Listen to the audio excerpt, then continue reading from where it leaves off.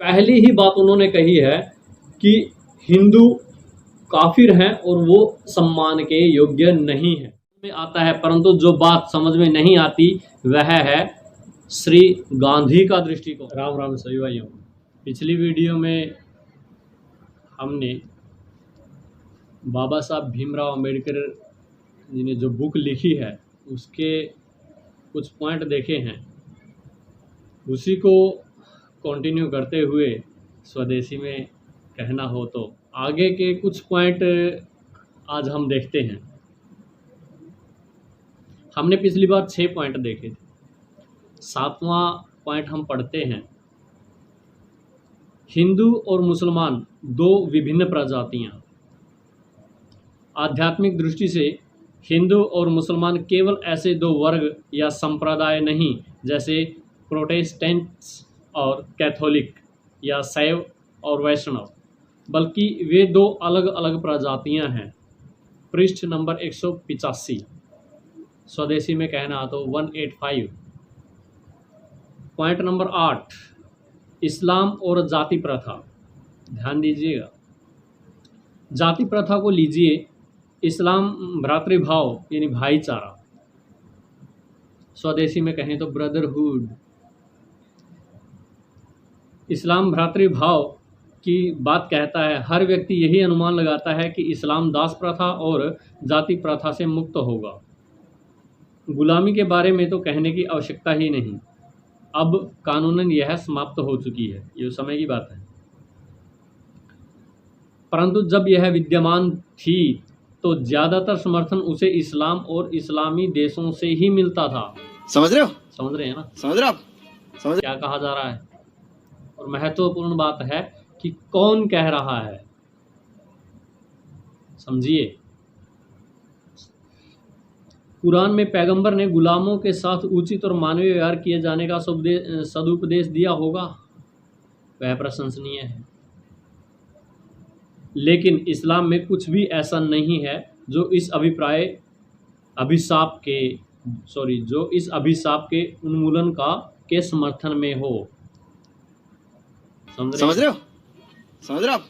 जैसा कि sir W mur ने स्पष्ट किया है, गुलाम या दास प्रथा समाप्त हो जाने में मुसलमानों का कोई हाथ नहीं है, क्योंकि जब इस प्रथा के बंधन ढीले करने का अवसर था तब मुसलमानों ने उसको मजबूती से पकड़ लिया।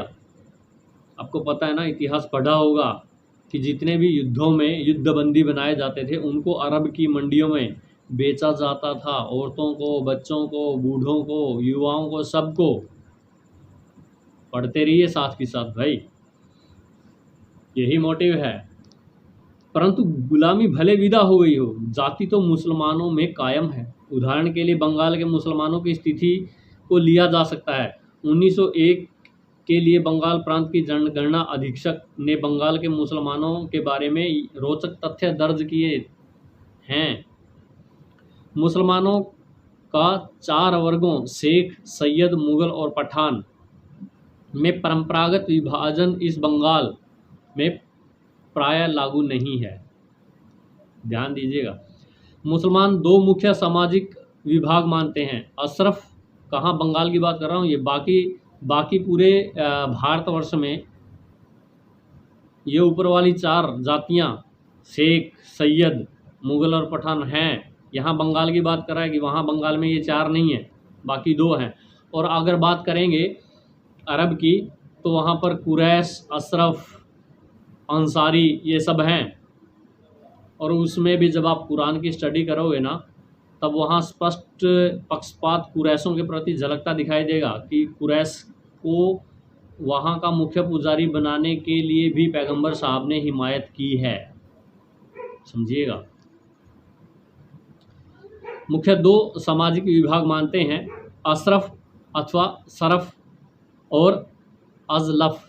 अशरफ से तात्पर्य है कुलीन, और इसमें विदेशियों के वंशज तथा ऊंची जातियों के धर्मांतरित हिंदू शामिल हैं। शेष अन्य मुसलमान जिनमें व्यावसायिक वर्ग और निचली जातियों के धर्मांतरित शामिल हैं, उन्हें अजलफ अर्थात नीचा अथवा निकृष्ट व्यक्ति माना जाता है। ये साम्य 1 शांति प्रिय लोगों का एक क्या है, देखते रहना। उन्हें कमीना अथवा इतर कमीन, रासिल जो रिजाल का भ्रष्ट रूप है, बेकार कहा जाता है। कुछ स्थानों पर एक तीसरा वर्ग है, अर्जल भी है, जिसमें आने वाले व्यक्ति सबसे नीच समझे जाते हैं।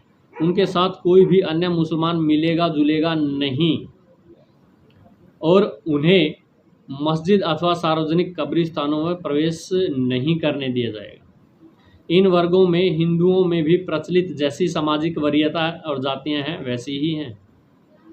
अशरफ अथवा उच्च वर्ग के मुसलमान, इसमें आते हैं सैयद, शेख, पठान, मुगल, मलिक और मिर्जा।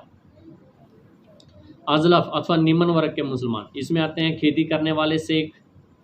अन्य वे लोग जो मूलतः हिंदू थे किंतु किसी बुद्धिजीवी वर्ग से संबंधित नहीं थे, जिन्हें अशरफ समुदाय अथवा पिराली अथवा ठकराई आदि में प्रवेश नहीं मिला।